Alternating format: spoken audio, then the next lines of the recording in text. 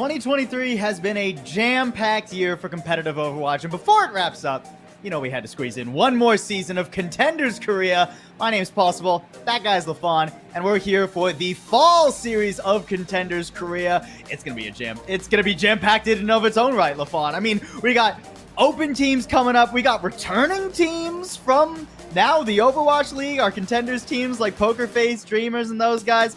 It's gonna be a great season. Hey, we gotta talk off one more surprise too, though, right? And that is, of course, the patch that we're playing on, getting right into things, right? Man. Talking about new stuff. Hey, it's a September patch live in front of you. So, a preview, a taste of what this patch might look like for competitive Overwatch moving forward, right? Of course, this is the Zarya one stepping in, but hey, that's where we're going to be playing, or what we're going to be playing on. Let's dial in a little bit for the teams and sort of the scenarios we find ourselves in, because right, you talked just moments ago about how the Contender teams have made their triumphant return back to Contenders Korea. Obviously, Poker Face, PANTHERA, Dreamers, they performed quite well. But there's some fresh faces who have been kind of hovering around the Contenders circuit over the year, now trying to make their mainstay appearance against teams that have been there, done that kind of situation. And it's split right down the middle, too. We got 5 teams coming back from Overwatch League knockouts and opens and such, and 5 teams hungry to prove that they are next up for whatever next up may look like, you know, going into 2024 with more knockouts or whatever the format ends up being. You know that they want to take down teams who have taken down Overwatch League teams. It's going to be such a juicy season of action. And with that being said, right, we've obviously seen what teams, you know, have looked like against those Overwatch League caliber players. I mean, Dreamers provided an account for themselves. It was quite strong. Poker Face trending upwards as the season went on. And I mean, they're not unchanged coming into here, right? Poker Face has made some switches. PANTHERA have a couple new pickups, amusingly from Poker Face. You know, so some switches going forward. Rhodes has completely rebranded into Euphoria. I mean, even Dreamers, you know, arguably the best or second best performing Contenders team in the OWL knockouts, coming in not quite the same look. They pick up Jasmine on the tank role, and things kind of shift around, but you know, that's going to be going into the next one. Let's take a look, though, right before we begin, at what the season looks like, get a quick grasp of the overview stepping in here. And I mean, it is talking about jam-packed season, right? This is going to be an intense group stages, only 2 weeks. Yeah, for sure. I mean, we've got 4 days of play this week, 4 days of play next week. Then we take a small break for, you know, Overwatch League to do their thing, and then we're back with the finals. You can see the format right in front of you, folks. Two groups of 5 teams each, splitting those Overwatch League knockout teams and the WDG Open teams into those 2 groups. The first in each group gets a bye, not only into playoffs, but the second round of playoffs as well. And then second and third, yeah, you can see on your screen right now, we'll play each other. Winners play the first seeds, and then the winners of that get to play in the grand finals all planned in the WDG Esports Studio in Seoul, Korea. That's going to be exciting. The rest of these games are going to be online, and then our grand finals will be a LAN experience for the lucky 2 teams, or well, more appropriately, the skilled 2 teams who make it. Indeed, and of course that is October 8th, the sort of exclamation point for this entire season. But before we get there, obviously we do have to go through this group stages, and it all starts off here in our map pool. So starting off, as we know, this is going to be the new look here for Contenders Korea. Flashpoint steps in for the first time, making it smart here. You know it, you love it from the previous broadcast from the Overwatch League, rather. And now we get to see it here in Contenders Korea. Map number 1 will be pre-decided here for the first going through this this bracket, but losers pick from there on out. Love me a loser's pick format. Always makes things more exciting, especially when we get a new map pool for some of these. You know, Control, Push, Flashpoint, those are all pretty stable map pools. But we got Blizzard World, Kings Row, always a fan favorite, coming back into the mix for Hybrid, and then Midtown staying around. And then we go down to Escort, and a few interesting picks down there as well. I'm personally always a fan of Route 66. It is not only near and dear to my heart, but also in real life, pretty close to me. So I'm excited to see how that plays out in our best of 5s, or more appropriately, our first 2 3s moving into the fall series. Getting a look, of course, course, the groups here. And I mean, there you can see the 5 teams coming in from the Owl Summer Stage knockouts. Euphoria, previously known as Rose, now will make their reappearance here. And then the top 5 from WDG, teams that are not unfamiliar to the Contender circuit, right? Zero is a big name there. FM has made some appearances in prior seasons. And of course, JNGK over 2023 had a couple of opportunities to make their presence known. Yeah, no, and some completely fresh faces as well joining them with Lemix and Revival, of course. Revival, no relation to the NA Contenders team Revival from years ago. Completely new team, folks. And these are our groups: Pokerface, Panthera, Zero, FM, and Revival. And then on the other side of things, SPG, Dreamers, Euphoria, previously known as Rhodes, JNGK, and Lemix. These are spicy groups. They are. I mean, it is. I could not tell you who's going to get our first seed, second seed, or third seed in either group. No, and I mean, that's the benefit of coming in, right? Having these teams that kind of showcase. I think if you're looking at Group B, you're looking at Dreamers as kind of being not necessarily the favorite, but at least having sort of, say, a 55% chance, right? They above average on that side of things. Of course, though, we do have to start off in Group A, and game number 1. What an absolute banger to kick the season off of. What a crazy match. Panthera versus Pokerface. And I mean, listen, the history of Panthera versus Pokerface steps to mind. We know, Pokerface beat Panthera the last time they were out, but it goes even further than that, right? These players, a couple of players on Panthera come from Pokerface as they make a reappearance here on this Panthera roster. So history both in-game and out of it, and I look forward to seeing what this first match looks like as we get into it in just a moment. For sure. Yeah, we're going to dive into that in just a second. But the second match, honestly, not a sleeper either. JNGK versus Lemix, that could be a pretty decent game, honestly. JNGK, of course, they are runner-up, I believe, from the WDG Open. Lemix falling a little bit further, but still squeaking in. It's close between these two teams, in this Group B, you expect Dreamers to kind of come out on top and then everybody else to be fighting for the remaining seeds, and we'll see if either one of those will get off to a good start. First up, though, yeah, I mean, this is just our premier match of maybe the week. Pokerface versus Panthera. So much history between these orgs, so much tenure on these teams, too. Not only have they traded players back and forth, but both of these teams have players who have been on these rosters for quite a while, right? Like Pokerface and Panthera. I mean, we look at Pokerface now. This is our starting 5. Muse, Valentine, Proud coming back to Pokerface, Lego, and Simple. That's a scary line. And I mean, Proud is a player to look out for. Was too young to play in the Owl Knockout, so stepped out of Contenders for a season, makes a triumphant return here at the end of 2023, and a hit scan player that was unrivaled at times in the previous seasons of Contenders. So step back in, we'll see if he's able to pick up where he left off. But I mean, all eyes on in the entirety of Pokerface, right? A pretty vaunted roster, but specifically on Proud, and seeing what he's able to bring to the table. Let's take a look though at Panthera as we tab over. And I mean, look, Hidden, he's been a name that you've heard on Pokerface musically enough. Now shows up on Panthera, and a fantastic hit scan in his own right. Yeah, absolutely. And not only Hidden, but, Becky X, Overwatch League, Arpen, once again, I mean, he's been on Panthera time and season again. The dude is insane, and he's really rounding out his hero pool. And then Aiden and Develop, no slouches in the supports either. All 10 players coming into the lobby are stacked. And these are just the starting lineups for these two teams. We got a lot of great players on the bench, too. It's going to be a crazy game. For Develop, just to kind of dial in on Panthera for a second as well, right? This is a player that made a role swap over to support, had actually rounded out his hero pool a little bit. Was a bit of a two-trick at the start of that swap, right? Kiriko and Ana. But I think has made a big, expansion. Of course, one thing to keep in mind is Iliari is available, of course, to us. So another support that makes its first appearance here in Contenders Korea. Whether that will be a pick or not is yet to be discovered. But for the moment, let's talk about map number 1, Busan, as our control opener. And we have to keep in mind that this is the live patch, folks. So this is things like the Orisa nerf, the Zarya buff, most consequentially. A little bit of changes to characters like Ashe, Mei, Bastion.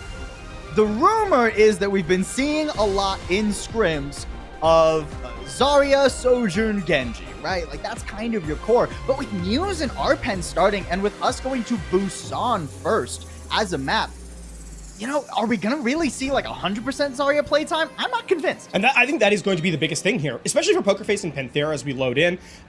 These two teams, right, you know, I mean, Mew's not historically known for those off-tank situations. Very flexible overall, but that's going to be the big difference. And of course, Arpen. I mean, listen, Arpen, you know him, you love him. Doomfist, if he can pick it, he's going to try and make it work. And look at that. He's going to try it, man. I mean, Arpen is a nasty Doomfist player. We'll see if he's maybe a couple steps ahead. Hidden and Proud rolling out on exactly what we expect from these two teams. But honestly, pretty different compositions other than just the Sojourn. You can see Valentine already getting in the mix. This is going to be a lot of Valentine bullying PANTHERA, Mew's giving him bubbles, and PANTHERA trying to find gaps in those bubble timings to get their picks. I mean, that's the big change, right? Using the projected barrier here makes a ton of sense now with those buffs, the size increase, and of course the damage it can withstand as well. There's that first bubble onto Valentine. Hasn't been able to do much with it, though. Ooh, not an ideal bubble there either. There was not really much of a threat onto Proud, and Valentine's going to pay the price after that railgun shot comes in. Now PANTHERA, who were stuck in a choke for so long, finally making their move. Another bubble used to try and keep Proud alive. He'll have to slide away from the point. And sure, PokerFace get a few measly percentage here. Proud trying to bully Hidden, but the whiff is Rail, and Hidden slips away. Proud on the chase, and manages to get something there. Unbelievable. Now, Arpen, yeah, he doesn't have enough feet to stand on. He's so low. How is he still alive? How would we not chase down Arpen? He gets away. 7% versus 13. This is a very scrappy fight. This is not an ideal setup actually for PokerFace. They've not been able to really get Muse online, right? The bubbles, as you highlighted, have not been efficient. And as a result, the energy just has not been there. And on top of that, look at the ult charge. Valentine, frankly, has not done anything with those bubbles that has been afforded. Yeah, and you need your Genji to actually kind of gain space here because you're going to be the main recipient of the Zarya resources. Proud has been doing a phenomenal job, though. I've been missing seeing him. Too bad he wasn't old enough to play in the Overwatch League knockouts. Now he gets a very well-timed bubble. That's what we've been looking for from Muse. And no, Arpen's not going to be able to do anything with that. Hidden eventually getting rid of Proud, but far too little, far too late. And that's more of what we're expecting to see him. The one thing about Proud, and this was true back when he played in Contenders, you know, seasons ago, give him an inch, he will absolutely take 3 of your heads off. Oh, for sure. Now, here for... That's the expression, right? Listen, welcome back to Contenders Korea. This is our sort of modus operandi. Regardless, playing through ultimates now is going to be the big deal for PokerFace, right? You don't want to overspend here, and that, unfortunately, has been sort of a marker in the recent, you know, sort of games in APAC, and the Contenders teams were not immune to that in the out knockouts. We'll see if they're able to recover from that style here as we get to our first ultimate fight. PokerFace don't have to spend ult though, unless PANTHERA actually push in. Finally, Arpen on them. Winston now leaps into the fray, but again, just not enough assistance for him. The rest of his team stuck behind. Valentine hitting him with a blade. Only good for one, but honestly, that's more than enough at this point. This rally from Aiden's not going to accomplish anything other than keeping him alive. Did they get staggered?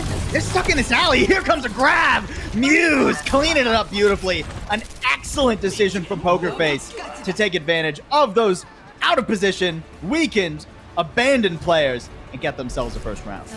Amusingly enough, there was like really one ult fight in this round, right? And I mean, part of that is it's essentially a 100-0 setup, so that kind of plays into it. But realistically, also PANTHERA just not playing quickly enough, and they don't really take an engagement, right? We haven't really seen Arpen create space on this Doomfist. And with that in mind, PANTHERA end up just kind of going by the wayside. So a much faster look from PANTHERA is going to be expected. And keep in mind, this is not an expectation that I think is too elevated for these two teams. We've seen from them not a couple of weeks ago them being able to play so much more quickly against, you know, the Overwatch League team. So I really have high hopes for them here, especially as we get into round number 2 and beyond.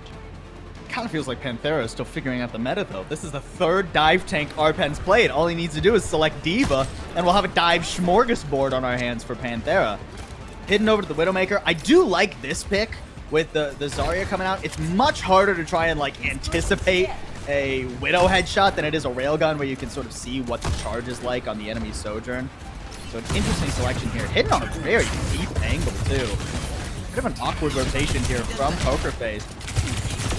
Becky and Arpen, they're not finding an opening, and Proud, rather, will manage to get rid of them. Valentine with pressure on the backline, too, already forces out the Immortality Field. That is a team ripe for the picking if PokerFace decide to push, and decide to push they do. Valentine chopping him to bits. Listen, when Zarya is in the meta, Reaper is not too far off, you know? He's knocking on the door somewhere, yeah. and there it is. And however, it all starts off with Proud with a very good pick off onto Becky. That reduces that pressure from the two-man hit squad that is Arpen and the Tracer player, and it also just opens up Valentine to go in aggressively without being poked out, right? The one problem with this Zarya comp is it cannot really get into position quickly, but if you get rid of the Tracer, there's nothing to really pressure you down from afar, and so Proud just opens up the fight single-handedly.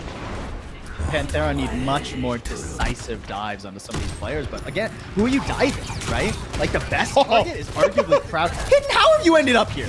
Hidden, how have you made your way across the entire map on the Widowmaker? And honestly, he actually gets out. Aiden, maybe you shouldn't have pushed that far up with him. Gonna cost him the immortality field, a vital cooldown to keep himself alive. Pulse bomb from Becky whiffs too, or at least gets blocked by the bubble from Muse. He's a little low, but still kept up. Simple, throwing out a Kitsune Rush, and PANTHERA, they don't even want to go toe-to-toe with that. They're trying to run away, but Aiden's getting chased down. Where is this man's assistance? Valentine just slowly eats away at him. Arpen at least trading it for something on the other side, but is it really going to be worth it? 3v5 now on the objective. Hidden has a pretty decent angle, but PokerFace playing line of sight well until Valentine gets knocked out into the open. This is what PANTHERA have been waiting for.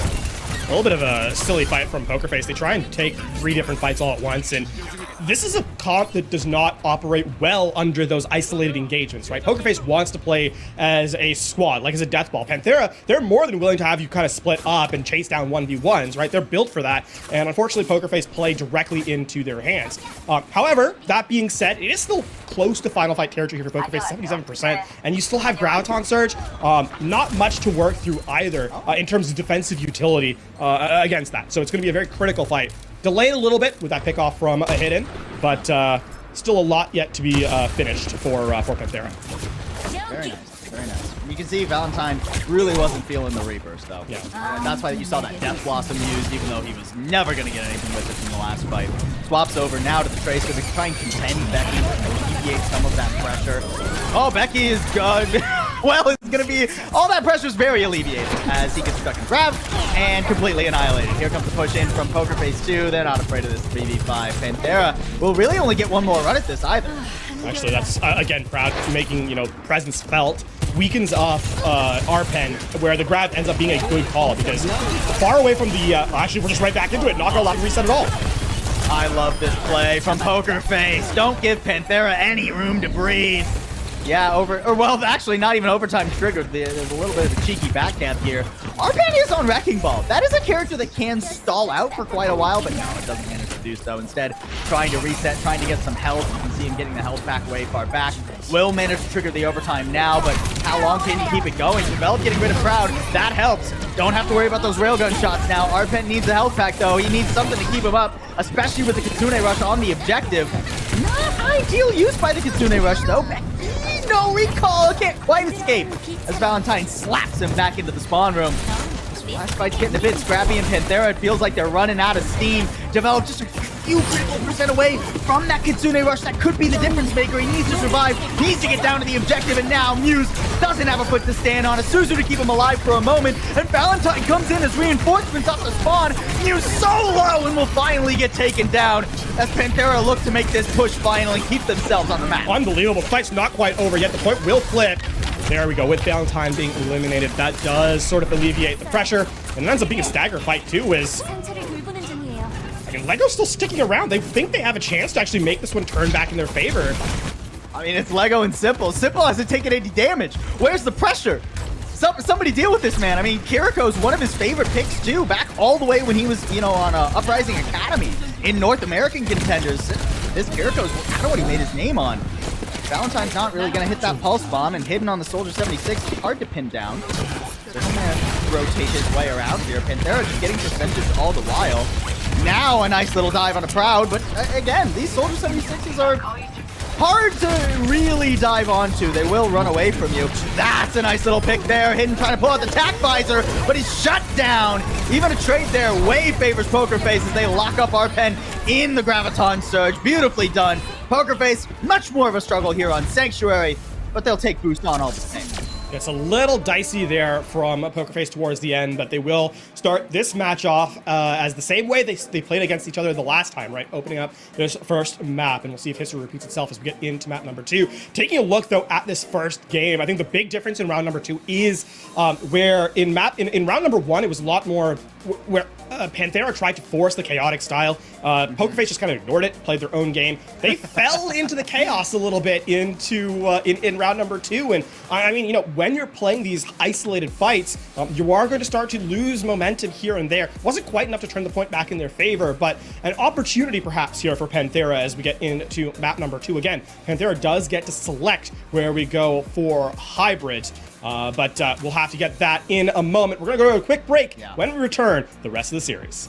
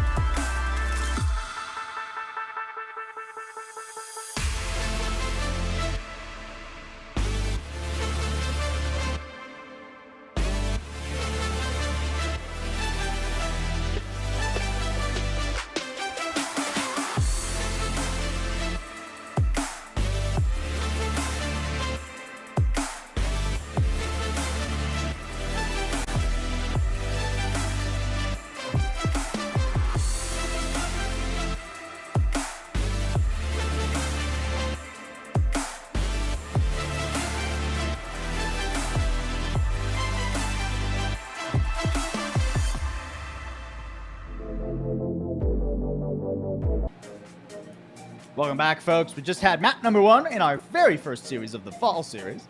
Poker Face, pretty clean on downtown of Busan. A little bit more of a struggle as that chaos that you were talking about, LaFawn, comes into play a bit more. You know, a big open map like Sanctuary, not quite as decisive as downtown would be. Not quite as clean. You know, you have 2 entry points on downtown, but 3, I guess, technically. But who goes on the one by the train tracks, really?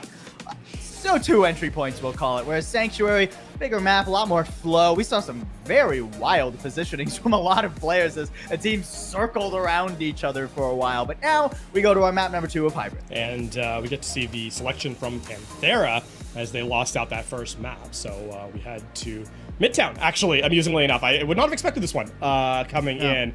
And so this, I think, opens up a lot of questions for me in terms of what the read from Panthera has been in this meta. Obviously, we've heard, you know, sort of the idea, and we saw a little bit in the WDG Open, right? The previous kind of tournament that fed into Contenders, that Zarya look is really popular amongst teams. That's what Poker Face rolled out on.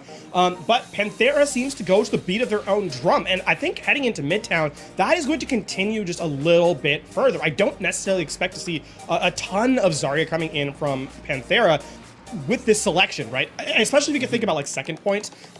It's a lot easier to assail with that vertical mobility that Arpen likes to use with the Wrecking Ball and the Doomfist, and really all you have to kind of contend with is that first point. And if you can kind of find value there, then maybe the rest of the map kind of opens up to you. Yeah, I mean, you know, Arpen, if he's going to be able to play a dive tank, he's going to try and play a dive tank, right? Primarily the Doomfist. Winston's fine for him. Wrecking Ball also is in his pool. And then, you know, we can think of things like the Junker Queen maybe a little bit later, but sure. Junker Queen into Zarya, I don't know about that one. So yeah, that's gonna be tough. We'll see how things go here. We do have some substitutes across the board here, actually, for both teams. For Poker Face, basically wholesale swaps, right? We're gonna see Finale instead of Valentine. I believe Muse is stepping out as well. Peppy makes a return there, and Lego stepping out for Karu. So expectation, double flex support, maybe, right? Likely. Yeah, I mean, Karu, historically we've seen on Flexum. And if you were gonna sub Lego out, it would not be to not play a main, or it wouldn't be to play some other main support, right? So expecting maybe like the Ana Bap, the Ana Kiriko, something like that in backline. Let's take a look at the maps though as we head to, of course, there is Midtown front and center for Hybrid, a map that's been somewhat maligned recently, I think. You know, in general parlance, we haven't seen. The second point is so difficult to approach, right? That high ground bridge is if you lose your momentum, you can get stopped pretty easily. Well, and that's where I think, you know, should we make it to the second point for Panthera, if they can focus the map on success of the second point Panthera, right? Yeah. That's where things like the Winston and the Doomfist really do kind of hit their stride. There's a lot of great engagement angles, whether you're attacking or defending for the Doomfist, and the Zarya much more difficult with a lot of that verticality. It's really long rotations to try and get control of the bridge there. Of course, Peppy coming in means that we're actually not going to be seeing much of the Zarya at all. And actually, Sungan is in for Panthera too. So never mind any of the stuff we were talking about with the Doomfist. It's just going to be that Sigma head-to-head. It's been a while since we've seen just a straight-up Sigma mirror on Midtown. But like when this map came out, this was what everybody was running. Well, I mean, Sigma can control this archway pretty easily, almost single-handedly, right? With just a little bit of healing. And keep in mind, with the Iliari stepping in from both teams, right? The Sigma can play in line of sight of the turret, and all of a sudden, a real threat. One that's really tough to dislodge, especially defensively. So we'll see how well Poker Face are able to kind of drain the clock, opening up. And that means that the DPS have to go for, you know, aggressive angles, going for those big shots in the Widow and in the Hanzo. Can we talk about how it's simple and develop on the Iliari as well? Yeah. So I can't imagine two more terrifying Contenders players to get on such a damage-heavy support. Simple, of course, I mean, has always been a very damage-heavy support, whether it's the Kiriko or the Zen, and then develop ex-hit scan player. So, you know, I'm sure the guy can hit his shots. Right now, Panthera just prodding at the attack. They are running double sniper currently. This can be a little bit slow. Not when Becky's here, though. Not when Becky's teamed up with Develop and hitting those shots. That's well done. Pylon taken out too, so Finale really playing this far forward. So aggressive! The healing Pylon almost good enough for Develop to keep Becky up, but just barely. Finale will get that one. It is great at the end of the day, though, so 4v3 Panthera are making their way up to the objective. Now it's all about getting Proud online. Keeping Proud alive is what allows Poker Face back into this. Actually, Peppy doing a good job of holding space. They're not going to really get in for free, and now Panthera has to be careful about the respawners stepping back in. Peppy, though, taking an accretion straight to the face, and at just the wrong time. Right as Simple was getting on an aggressive angle and Proud was set up with a railgun, that's when Peppy falls. Is there really going to be time for a recontest here? I mean, Simple stuck, and now he's taking out Becky. You kind of have to go for this, right? There goes Finale in with a focusing beam. He copies the Sigma too. Sigma copy can be a little bit tricky, but it gives him good staying power while you wait for Peppy to come fully back. Now Peppy's return. Finale gets one, and Poker Face have reformed on the objective. That is a really good duplicate by Finale. Sigma, not a great playmaking duplicate target, but what it's really good at is survivability, right? We saw the shield, we saw the kinetic grasp, and it is what allows PANTHERA to, or sorry, POKER to stabilize. That being said, stabilization not quite done. Captive Sun brought in, and Develop doesn't want to end the fight here. Develop trying to make this happen, but Pepe still has support. Pepe still has full health, and the Pulse Bomb doesn't hit him either. Finally Sung on back. Are PANTHERA really going to try and force this? Doesn't seem like it. I think it's with just 2 players left really in the thick of things, you do have to reset. Very messy. I think this has been the kind of the style of PANTHERA today. Not very decisive fights, not very clean execution, and critically, time is no longer on their side. 90 seconds left. And, I mean, you're not really yet at those big pickups. Hidden, maybe a Bob. You have to wait now for that respawn. Oh, Proud just barely getting out of that one. I mean, that's it. Even if he hadn't, I mean, Simple and Finale were putting in the work. Interesting, too, for Finale. I mean, you saw Karu trying to hit those lob healing grenades on him on the wall far away. Finale doesn't really get much healing in this composition, but I guess he doesn't super need it. That's not the best Bob. I'm going to be honest. I'm not sure what that Bob was supposed to accomplish. I think PANTHERA felt like it was like 20 seconds left instead of 60. That's the only, that's a charitable interpretation of that Bob, because Hidden is not switching. And I mean, now PANTHERA have nothing, right? Sure, you have Gravitic Flux, but you're walking in to 5 ultimates on POKERFACE's side, and there's only 40 seconds left. This is final fight. PANTHERA need a bit of a miracle here on their map pick as well. Becky trying to dodge past and just get into a position where he can trigger the overtime. Gravitic Flux doesn't really put much of a pep in PANTHERA's step either. Pepe instead just barraging Sungon. Completely falls by the wayside. Captive Sun too on a duplicate. That's brutal from Finale. That's a playmaking duplicate if I've ever seen one. Yeah, it's not looking good for PANTHERA. And now Sungon brings the Doomfist in, trying to get a last second contest. I don't know that Sungon even makes it to the point. It doesn't look like it. Oh, no. Becky, just barely. Just barely. I thought he didn't quite get his toes on there. The jump actually threw me off. Nobody can extend the overtime, though. 76.2%, and that's it.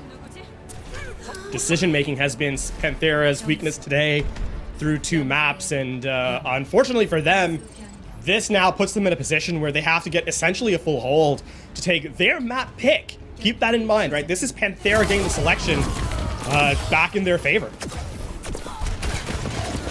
Tough stuff here. Good to see Finale back with POKERFACE too. I mean, when POKERFACE were super dominant earlier this year, right? Like going into the very first knockout, like the summer knockouts, right? It was largely because Finale was such a monster in this league. Then, you know, doesn't, you know, plays with Vegas. We won't talk about it. But now he's back where he truly belongs, and he is feasting here in Contenders. And I mean, you know, also critically, doesn't have to be the straight up carry anymore, right? You can kind of. He's got Proud. Proud has been sort of the focus of the sort of DPS conversation, and what that means is it's not that Finale is not a carry level player. He absolutely is, and we've seen it from the Moon past. But it allows him to kind of sneak behind in the conversation, and PANTHERA, they're so worried about what Proud can do, you know, because of that outsized impact he has, that Finale can quietly carry in the background, and that's a really deadly situation to be in if you're the opposition. It doesn't even require resources for it, yeah. Right? We saw how little healing Finale was receiving there. Excellent start for POKERFACE in this series against probably their biggest competitor in this group as well, and they're making it look pretty easy so far. PANTHERA, they're going to have a very solid defense. Becky on the Mei. I'm not in love with that, if I'm going to be honest with you. At least it's decent into the Genji. Should Finale try and face check Becky? I mean, Becky's not really giving him much of a choice right now, chasing him into that congested room. Nice little deflect there, and the shield coming out from Pepe, too. POKERFACE are taking quite a bit of damage. This is a hard choke to breach, unless you're running, like, a very speedy composition. Even with the shields from Pepe, it's tough, man. Yeah, look, Finale's already down. Becky's moving on in. Develop's even looking for more here. There's just no way for POKERFACE to step up. And this is what PANTHERA needs to do with this composition, right? Just stall, delay, and prevent POKERFACE from taking space, because once POKERFACE gets out in the open, they have better fighting potential, right? It's in these choke points that they have the advantage, and Well, I mean, that advantage has been withered away as Proud gets an elimination. That's a nice wall, though. Will be traded straight on back. One DPS for another, and Peppy, whoa, way too eager to try and take advantage of that one player down that was quickly equalized. Panthera very much punished the overstep. Yeah, this is really well done from Panthera here. Great staggers, too. Yeah, and I think the discipline is the important thing here, because Panthera have somewhat lacked that metric up to this point in this series. So if they can develop that here and really just buy time, then there's a real chance, right? Keep in mind, half the time bank has elapsed at this point, and PokerFace has not even made it past the choke point as a whole 5-player unit. And Finale was struggling so much on the Genji. Now he's moved over to the Echo to try and make this happen. There's an Amp Matrix, but it just gives Stungon a lot of shields, and an Amp Matrix is fired right back.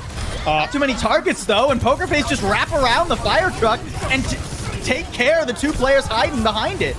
It is answered back. I mean, Panthera at least keeping it close.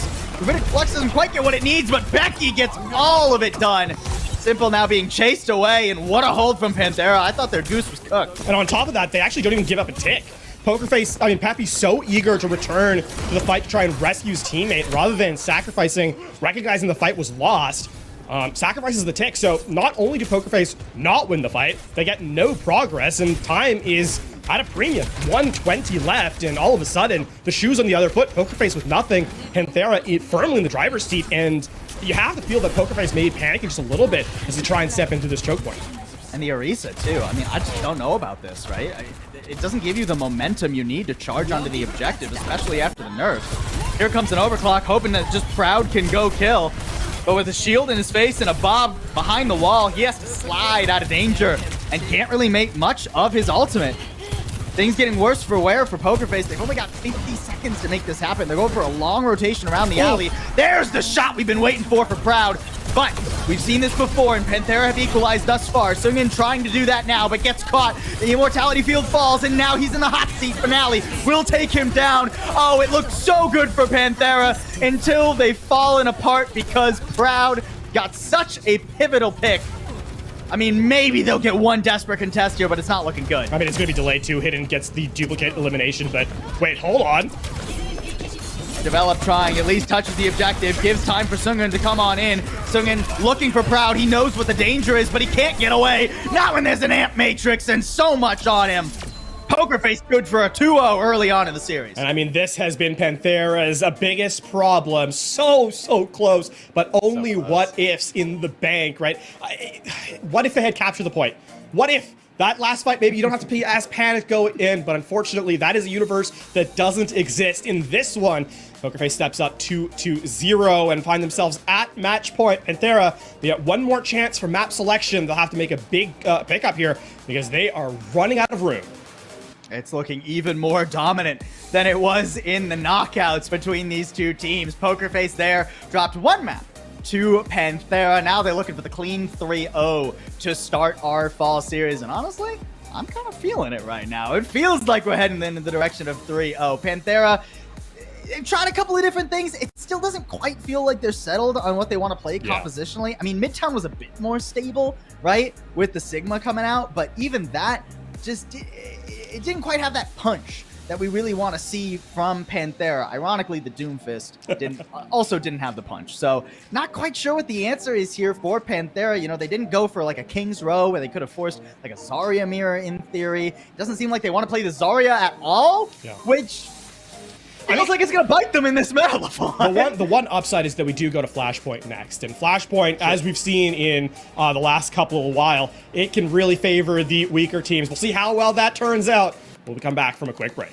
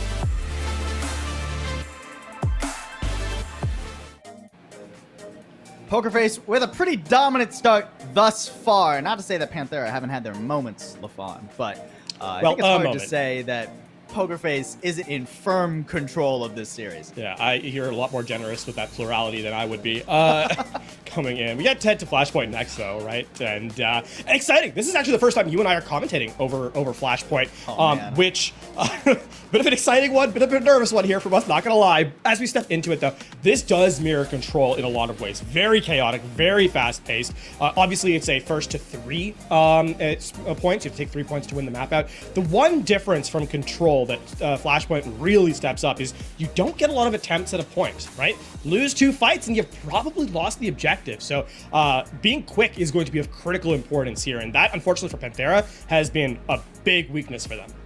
Yeah, I mean, if you'd asked me a year ago if we would ever get a map type in Overwatch that played faster than Control does, I would have called you a loon. I would have said you were crazy. But here we are with Flashpoint in the mix.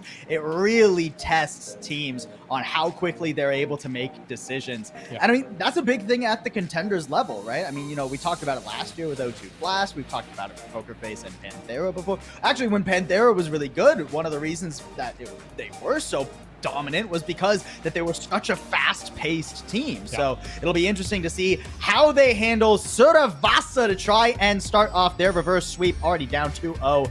Reminder, it's first to 3 here, and it's loser pick. So after picking Midtown, that didn't go so well. Now we're going to Suravasa. Panthera, you got to pull it back now. And unfortunately for them, it's a bit of a no-win situation for Panthera from here on out. Either they lose, and they lose, or they win this map, and it ends up being Poker Face's map pick from here on out. So not a great set to find yourself in. But as we talk about Flashpoint, right? As we talk about Suravasa especially, the one thing that we're going to notice is there's going to be subs, right? There are going to be swaps coming back in. I mean, I would expect Poker Face to return to that Zarya style composition we saw on Control. And as we get a look at our substitutes, yeah, there you go. You already see Muse and Valentine in. Lego makes a return. And Arpen stepping back in for Panthera. So I expect it's going to be that that style that we saw on Control, literally, where it's going to be Doomfist versus the Zarya. Here's hoping it works out a little bit better for Panthera this time around. Well, and this kind of speaks that like Panthera just aren't going to play the Zarya this meta, which makes me worried for their future. We'll really need Arpen to step up on this Doomfist. We've seen the Doomfist take over in some Flashpoint maps in the Overwatch League. Arpen now just has to prove he's up to snuff in order to do that. Already though, Poker Face with the inside track to the objective. Not an ideal start. And yeah, as we get headed, I mean, market for the first stage, obviously in that center point, is really tough for the Doomfist. You have to assail, and no matter which way you come in, Poker Face is going to be ready for you every time. And Proud, I have missed you so dearly. It's good to have you back, buddy. Reminder that the last time we saw this guy play in the realm of Korea was when he helped carry O2 Blast into the summer knockouts in the first place, in their first place position as well. I mean, the dude is just insane despite being too young for the knockouts himself. Yeah, this is the big problem with playing with the Ana here from Develop. You don't actually do anything, right? There's too many cleanses on Poker Face's side. It just feels like a suboptimal composition to be playing into the Zarya here. I mean, same with the Doomfist too, right? I mean, Arpen really is gonna struggle to find damage that sticks, because it's not a one-shot kill like it was eons ago. You gotta follow up with that damage. Even if you toss them into the wall, Muse is gonna have a bubble after just a quick second. An empowered punch might help, but you need to go now, and the punches has a cooldown, and he whips it then too. Arpen not having any fun, and now the rest of his team stuck in a grab. Poker Face with a dominant first point in market. And I mean, that's an ult-for-ult trade, right? That is literally 1-for-1, and Poker Face have not even had a death yet, right? This is a flawless first round. We head to point number 2, and I mean, this does not get easier. It's such a far path for Panthera, and they're so much slower without the Lucio, right? You're running the Brig Ana. So not only do Panthera, are they slow to get to the point, so they're slow to take positioning, they can only take 2 fights per point, because they just can't get there quickly enough. Off to Ruins we go. Simple with a Kitsune rush too. I mean, even if you find a good engagement, how do you continue that momentum when the second you engage, Kitsune Rush beat, they're both going to be available. Becky really needs to hit the stick of a lifetime, and already that Kitsune Rush giving lower cooldown Suzu's. Panthera, they just don't want to be anywhere near Poker Face right now. Meteor Strike to buy Arpen a little bit of time. Gets way out. That is such a passive display. I mean, you have to. At least the reset's quick for Panthera, but it doesn't feel good. No, it really does not. And I mean, even look at this approach. Like, who's coming on an off angle? Arpen trying to find Proud. He's so scared. He's so scared of this. I'd be scared fighting Proud too, dude. And then Valentine's in your backline. A rally ain't enough against the Death Blossom and Poker Face. Just domination. And this is what I'm talking about with the Flashpoint setup, right? That is one fight. And Panthera are already in last fight territory for the second point. And that's it. Actually, not only are they in last fight territory with that delayed pickup by Lego onto Hidden, they're going to be hard pressed to even get a touch here for final fight. And once you do, I mean, even if you get to the objective, then Proud just has a shooting gallery. There's so many good angles here in Ruins for Proud to post up with the overclock. Here comes the entry. I mean, desperately, Panthera, they need to get in here. They can't go 2 objectives down so easily. But Arpen is just chunked, blown to smithereens. Proud doesn't give him a chance and then zones the rest of the team with the overclock. Becky trying to contest with the overtime. Here comes Hidden, overclocked, and Enos, but he's stuck in a grab. Muse gets rid of him, and Valentine's holding down the objective. Doesn't have quite enough steam to keep that one going, though, and Panthera narrowly are going to be able to get through this. Now, actually, Panthera may have been given their best lease on life by Poker Face themselves, with Muse getting that, investing rather, the Graviton Surge in a desperate effort to shut them out 2 rounds to 0. Now Panthera, you know, they don't have to worry about those huge tools from Poker Face. It's just the Kitsune Rush, and I mean, bypassing that is going to be critically important, but there's an opportunity at the very least for Panthera here. And look how confident they are. Not really dismayed at all at Arpen's engagement, trying to cut off their rotation. They just go straight to the objective. Kitsune Rush down. Ooh. Not a problem for them. Panthera are terrified, as they should be. Ooh, just barely Arpen gets back to the objective. At least keeps the overtime going, but Panthera, they need something now, and their backline's getting hazards thrown into their face. A beautiful push from Poker Face. They know they don't need the objective. They need the kills. They can double back for percentage later. Give Panthera a few measly more. Who cares? Becky trying to do what he can, but he's all alone, and there's just no chance. And that's going to be 2-0, and now match point. Match objective here for Poker Face. And I mean, this is not a fantastic setup. The one, I guess, saving grace is that this is just as far for Poker Face as it is for Panthera. So you'll have to have a race for this objective. But look how quickly Poker Face can move with the Lucio. And speaking of the Lucio, the sound barrier for this engagement means that, once again, Poker Face have the advantage as they get to the objective first. And I mean, this would be the best setup for Panthera in Palace, right? There's so much high ground surrounding the objective. But again, like you said, they have that outside track. They don't get there first. Poker Face with the Lucio easily make it there and rob all of these beautiful Doomfist engagement angles away from Poker Face. There's a nice pick on Becky too. So now their flank is fine, and there's a Death Blossom to clean them up. Completely give Panthera the boot back to spawn. Draw the X across your chest. Yep, show him Valentine. Oh man, I mean, that Death Blossom is all Lego. And the Lucio pick, you know, we've seen this in previous matches, you know, at the in the knockouts in NA as well.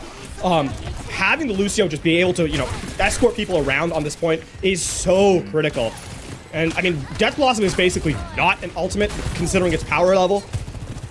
Poker Face feel like they're really in control of this final objective. They've got Sound Barrier and Kitsune Rush coming up here. Okay, finally, we get some action from Panthera. An opening pick their way, and Becky's keeping Proud a little bit busy. That Sound Barrier, though, gives him more room to breathe. Here comes the double ult in from Panthera, or triple, rather, as Hidden's got an overclock and puts it to good use. Panthera, Hidden, they get it done. Listen, not to be a hater here, but I mean, Panthera absolutely should have won that fight. You dump Nano Rally and Overclock into a fight. Coming out with a loss there would have been, I mean, it would have been curtains. Sound Barrier, right? Yeah, that was, Poker Face was also down a player when that Sound Barrier was used. That's not really the big swing that you think it would. Well, now they have nothing to contend with. Grab Kitsune Rush Overclock, right? Oh my God, Arpen's just getting pounded by Proud. lasering into the back of his skull. Oops, Nene grab. You whiffed it. Doesn't hit much with that. Kitsune rush on the objective, though. That'll be enough to keep Panthera at bay. Proud diving in despite his low health bar. So confident. And Arpen getting chunked even through his block. Oh, simple. It's the final shot. And now Panthera feels done and dusted. Will they even get another chance to touch? Wait, hold on. Becky doing their best. No. Okay, Becky has to stay alive because Becky's the one that has to touch. Slay finally goes to Lucio, but it might actually be too little too late. It might not be enough. Arpen, I don't think Arpen can touch. Oh, yeah, no. Okay, well, no one can touch. All right. A beautiful start for Poker Face. That's what we're going to focus on here. They refuse to give away even a single point across this entire series. Yeah. That's the dominance you want to see from one of the strongest contenders in the East knockouts for our Contenders teams. I mean, the only other one was O2 Blast, and they've decided to not come back to the fall series for this round of Overwatch Contenders. Exciting stuff for Poker Face, and a dominant start to our fall series. And a couple of concerns being sent across the bow for Panthera now, right? Where's that flexibility? In a meta where it seems that everyone is trending to the Zarya, Panthera, the question now is, where was your Zarya across 3 maps? Not a single look at that particular tank. And I mean, listen, it's not over for Panthera, right? The expectations is still for them to be in that top 3 situation, but it gets a lot scarier when you consider that maybe, hey, they don't have the personnel to make the meta work. It's a lot scarier when maybe they don't have the personnel, and also just how dominant it was. You know, I'm all for teams trying to break the meta and kind of play to the beat of their own drum, right? But there's got to be a tangible reason behind it. Yeah. And I just don't really see what this Doomfist is supposed to accomplish against a Zarya, against a Sojourn that can really chunk you with those rails. I mean, especially Sojourn's as good as Proud. Let's take a look, though, at our player of the match, and you're not surprised. I do not believe you're surprised when you see Proud here stepping in as our MVP of this 3-0. I mean, that pick really just opened up the objective opened up the map on map number 2 here for Poker Face, and then was just an absolute menace on maps 1 and 3 as well. It's great to welcome Proud back to Contenders Korea. Been so long since we've seen him perform in this region, and 6 months almost. Yeah, and the talent is definitely on display once more. And I mean, this is the pick that Proud really made his name on last year, right? Fantastic stuff from him. I'm super excited. I mean, I don't even think it's hard to make the argument that he might be the best hit scan in Contenders Korea this season. He's certainly looking to play for it. Yeah, I mean, you know, the thing about Proud, too, is that, you know, he's not a one trick either, right? Sojourn, definitely his bread and butter, but that's mostly because of the metas he's been playing in. We've seen Ashe from him in the past. You know, we've seen some Tracer, not a ton, but I expect as kind of the games move on, and, you know, this is a meta that plays into his wheelhouse once more. Expect him to be an absolute threat, a menace through the rest of the group stages because, hey, if you're going to be able to play Sojourn and you have one of the best Sojourns in the region still available to player, I mean, hey, it's looking good for Poker Face. If I'm in Group A, I'm sweating. I don't want to play against Proud, dude. I just don't. And the rest of this team is so stacked too, right? Yeah. I'm loving the Valentine as well. Yeah. I think like Valentine and Finale have a really good back and forth. Yes. Something that we didn't quite see earlier on this year when Valentine and Finale were both on this roster. It was more like Valentine was 100% playtime, and then when Valentine came in and there was some other weird things they were doing with the KPS core. It feels like now that they have that stable Proud, that stable hit scan, and then Valentine and Finale can share that load, they're going to be a very scary team. That's just our first match of the night done for, folks. We got one more for you when we come back after this break.